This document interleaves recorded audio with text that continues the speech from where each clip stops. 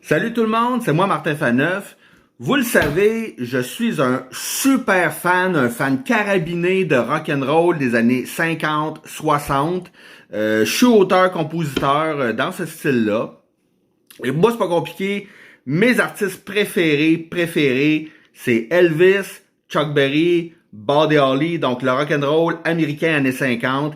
Et puis, les Beatles, les Who et les Rolling Stones, rock and roll années 60 british. Ça là, c'est mes groupes qui m'inspirent le plus pour composer. Mais aujourd'hui, je veux vous parler d'une époque géniale dans l'histoire du Québec. C'était l'époque de Jeunesse d'aujourd'hui avec Pierre Lalonde, l'animateur. C'était au milieu des années 60. Et c'est une émission qui nous présentait des groupes rock'n'roll québécois. Il y en avait plein, César et ses Romains, les Classels, les Baronnets, les Sultans, les Sinners, les Lutins, etc. La plupart d'entre eux, c'était des groupes qui faisaient des reprises, des adaptations françaises de chansons américaines et british de l'époque. Il y en a certains qui composaient aussi, comme les Lutins particulièrement, les Sinners aussi.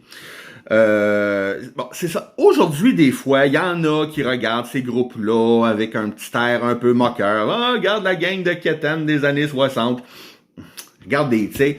Bon, c'est sûr que ils avaient typiquement d'époque un petit côté un peu kitsch. Ben oui, des belles petites chansons d'amour à l'eau de rose, toutes cute, qui fait crier les adolescentes, là, tu sais.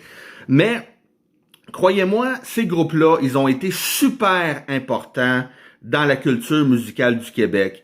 Parce qu'en plein milieu des années 60, en plein milieu de la révolution culturelle et etc., la révolution tranquille, ils ont mobilisé à eux seuls un très large public, très rapidement, un large public qui était maintenant intéressé à entendre du rock and roll et de la musique populaire en français, ici au Québec, fait par des auteurs, compositeurs ou des interprètes québécois.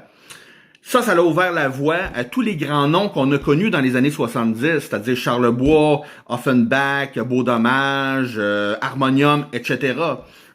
Alors, pour rendre hommage à ces petits groupes-là des années 60 au Québec, j'ai décidé de faire des vidéos TikTok. Chaque vidéo, c'est 3 minutes. Je vais vous parler d'un groupe différent.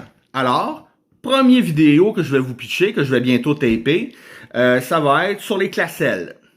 J'adore les Classels. Alors, bonne fin de journée.